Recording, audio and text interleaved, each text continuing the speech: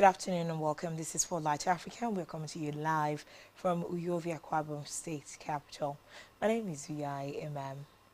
Today on Spotlight Africa, Ivory Coast President Ouattara to stand for a fourth term in office.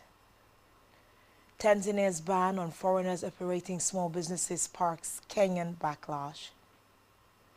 Angola field protests turn deadly as fatalities rise to 22. Militant attack on military base in Burkina Faso kills 50 troops. Plus, United Nations warns that aid cuts will push Nigerians into arms of Boko Haram militants. We'll bring you these stories in a moment. Stay with us.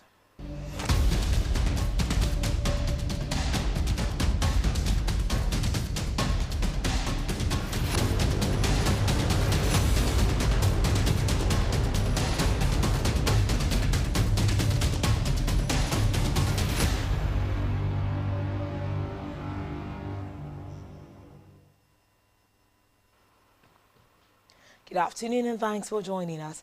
First on Spotlight Africa, Ivory Coast President Al-Hassan Ouattara has announced that he will run for a fourth term in October's election. In a statement, the 83-year-old said his health was not an issue and his candidacy was driven by a need to preserve national stability amid ongoing security and economic challenges. Ouattara argues a new constitution approved in 2016 resets his two-term limit, meaning he is allowed to stand. Meanwhile, he will be the poll's front-runner, as several potential challengers have already been barred from the race. In a related development, opposition parties in Ivory Coast have reacted angrily to President Alassane Ouattara's announcement that he will stand for a fourth term in office, describing the move as anti-constitutional. In a televised address on Tuesday, the 83-year-old announced his candidacy, saying both his health and the country's constitution permitted him to serve another term. Former Prime Minister and President of the Ivorian Popular Front Party, Pascal Affi N'Guazan, is a candidate in the 25 October presidential polls. He said that when it was originally adopted, the leaders and drafters of the Constitution were clear that one could not serve more than two terms. In 2016, Ouattara reset the presidential term limit by changing the Constitution to allow himself to stand for a third term in the 2020 polls. He said that in 2020, Ouattara cited exceptional circumstances to justify his candidacy, and so he wondered how he could now explain his bid for a fourth term. Away from that, Tanzania has barred foreign nationals from owning and operating mainly small-scale businesses, sparking concern and a backlash from neighboring Kenya. The new directive prohibits them from 15 sectors, including mobile money transfers, tour guiding, small-scale mining, on-farm crop buying, beauty salons, curio shops, and establishing radio and TV operations. Trade ministers explained that foreigners had increasingly become involved in the informal sector and areas better filled by Tanzanians locally. The move has generally been welcomed amid growing concerns that foreigners, including Chinese nationals, have been encroaching on smaller trades. Last year, traders at the Es Salam's bustling Kariakou shopping district went on strike to protest against aggressive taxation and unfair competition from Chinese traders. Elsewhere, at least 22 people have been killed in violent protests across Angola following a sharp fuel price hike, authorities said Wednesday, marking a dramatic escalation from the previous day's death toll of 4. The unrest triggered by the government's decision to slash diesel subsidies has led to widespread clashes, looting, and mass arrest, with tension spreading from the capital Luanda to other provinces.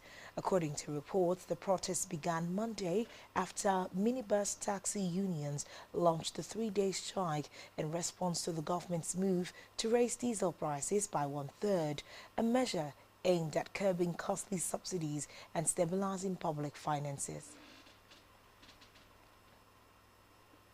In a separate development, a deadly assault at a military base in Dago, northern Burkina Faso, has reportedly left around 50 soldiers dead. Reports say about 100 militants stormed the base, killing troops before looting and setting it ablaze. Now, according to the reports, the armed group Jamaat Nasser al-Islam wal Muslimin, or JNIM, is suspected of carrying out the attack. Burkina Faso continues to battle an escalating security crisis as armed groups now control large swaths of the country, especially in rural regions far from the capital. In another development, Kenya is taking bold steps to curb alcohol consumption. The National Authority for the Campaign Against Alcohol and Drug Abuse, or NACADA, has just announced a sweeping crackdown on where and how alcohol can be sold across the country. In a report released Wednesday, July 30, the authority banned alcohol sales in 10 types of locations. The move is part of a broader effort to reduce access to alcohol, drugs, and other substances of abuse. Under the new rules, selling alcohol through online platforms, home deliveries, and couriers is now completely prohibited. Also affected are petrol stations, restaurants, residential areas, and even toy shops or any outlet linked to children's products. In addition, the legal drinking age has been raised from 18 to 21. Anyone under 21 is no longer allowed to enter any place that sells alcohol, regardless of whether they are with an adult. This marks a major shift in Kenya's approach to regulating alcohol and protecting public health.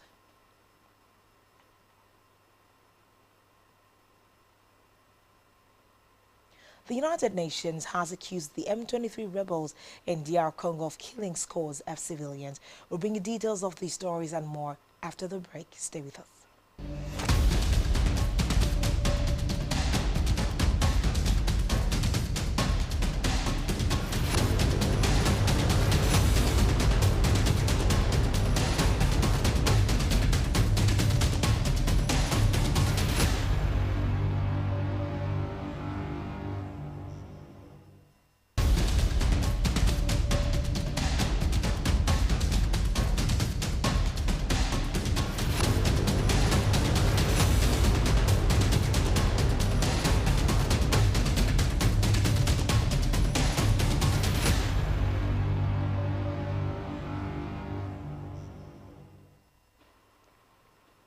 Thanks for staying tuned, and now to the rest of stories on Spotlight Africa.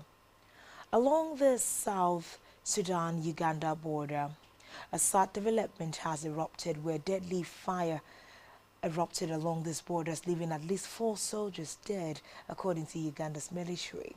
The clash, which occurred in Uganda's remote West Nile region, was reportedly sparked when South Sudanese forces crossed into Ugandan territory and refused to withdraw. Uganda's army spokesman Major General Felix Kulayagi said 3 South Sudanese troops were killed and retaliators died in the incursion. However, a South Sudanese official claimed 5 of their soldiers were killed in what he called a surprise attack. Both countries' militaries have agreed to a ceasefire and promised an investigation into the incident. The 2 neighbors have long disputed stretches of their shared border, despite a joint demarcation committee working toward a 2027 resolution. While minor clashes have occurred in the past, some deadly confrontations between the 2 allied forces remain rare. Medics have reported that 13 children died last month as a result of the severe shortage of food at a displacement camp in war-torn Sudan's East Darfur state. The Sudan Doctors Network, a professional organization with members working inside Lagawa camp, reported the humanitarian conditions and widespread malnutrition, a hunger crisis caused by the 27-month civil war that has devastated the country. Located in the city of El Dain, the settlement is home to at least 7,000 people and has been subjected to repeated attacks by armed groups. Famine was first identified last year in a camp in Sudan's west. Away from that, Morocco's King Mohammed VI marked his 26th throne day on Wednesday, an annual public holiday celebrating the to tensions over Western Sahara. The king opened his speech with some good news about the economy. Mohammed then appealed to neighboring Algeria to resolve ongoing tensions over Western Sahara and Rabat's plan for limited self-rule in the disputed territory of 600,000 people. Morocco claims rights over the territory, while Algeria supports the Polisario Front Liberation Movement that wants full independence. In 2007, Morocco put forward a proposal for autonomy where Western Sahara could remain under Rabat's sovereignty but with a degree of self-rule. The plan has since been endorsed by a number of nations including the UK and the US. In another development, aid agencies have warned that drastic cuts to humanitarian aid in northeastern Nigeria could prove a boon to one of the world's most deadly militant groups, Boko Haram. A reduction of funding run out. Notorious around the world for kidnapping thousands of people captive during its raids and forced more than 1 million from their village homes. Boko Haram was initially a religious Muslim group founded in the early 2000s that was opposed to Western education. It went on to launch military operations in 2009 with the political aim of creating an Islamic state, causing mayhem across the region, including neighboring countries such as Cameroon, Chad, and Niger. To bring to an end stories that we have today on the continent, the United Nations says M23 rebels in the Democratic Republic of Congo killed at least 169 farmers and other civilians earlier this month.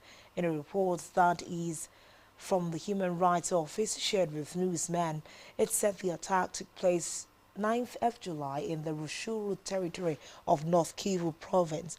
The UN said the M23 targeted suspected members of another rebel group, the Democratic Forces for the Liberation of Rwanda. The FDLR includes remnants of a Hutu paramilitary force responsible for the 1994 genocide in neighboring Rwanda. But M23 leader Brennan Bisuwama said the UN reports may be a smear campaign and that the unconfirmed accusations would be investigated. The attack would be one of the deadliest since the Rwanda-backed group's resurgence. It endangers President Donald Trump's push for peace in the DRC and his hopes for a deal which would see the United States access the country's rich mineral reserves. Trump is expected to host leaders of the DR Congo and Rwanda, Felix Tshisekedi and Paul Kagame, in the coming weeks to seal the peace agreement.